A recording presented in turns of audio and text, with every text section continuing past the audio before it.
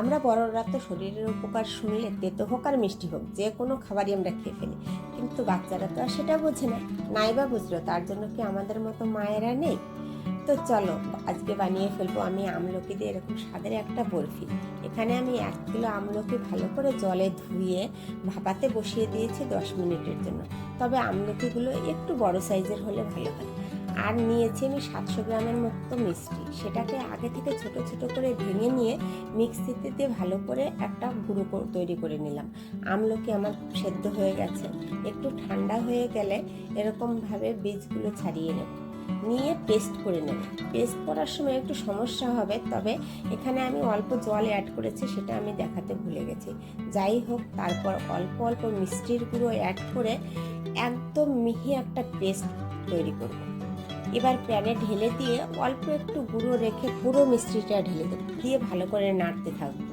আমি এখানে 2 চামচ বিট লবণ ইউজ করেছি আর 1 চামচ ঘি, প্যানে যাতে না লেগে থাকে তাই আমি এখানে ঘি ব্যবহার করেছি। এবার অনবরত নেড়ে যেতে হবে।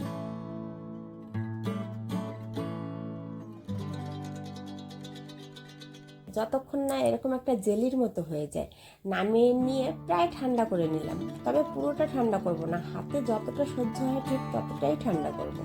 এবার ভালো করে মেখে নিয়েছি। মেখে নিয়ে একটা প্লাস্টিকের উপরে দিয়ে বেলে সমান করে নেব। নিয়ে কাটার সময় একটু সাবধানে কাটতে হবে, চাকুর গায়ে লেগে যেতে পারে, তাই এখানে আমি ওই মিষ্টির গুঁড়ো ব্যবহার করেছি। কাটার সময় অল্প অল্প করে মিষ্টি লাগিয়ে তবে আমি কেটেছি। একটা পাত্রে রেখে দেবো। এবার একদম ঠান্ডা হয়ে যাবে যখন, তখন ওপর দিয়ে মিষ্টির গুঁড়ো ছড়িয়ে দিয়ে একটা কৌটোয় ভরে রাখবো, অনেক দিন ভালো থাকবে। আর বাচ্চাদের দিলে তো ওরা নিমেষেই শেষ করে ফেলবে। ওকে, ভালো থাকবে, সুস্থ থাকবে। আর আমার ভিডিওটা যদি ভালো লাগে তাহলে অবশ্যই লিখে জানাবে। Thank you. এরকম সুন্দর করে কেটে নিয়ে তারপরে হাতের সাহায্যে ছোট ছোট বরফির আকার দাও।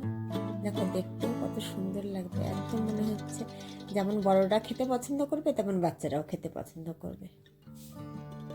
দেখে মনে হচ্ছে তো ক্যান্ডির মতো, দেখতেও যেমন টেস্টি, খেতেও কিন্তু খুব টেস্টি হয়েছে।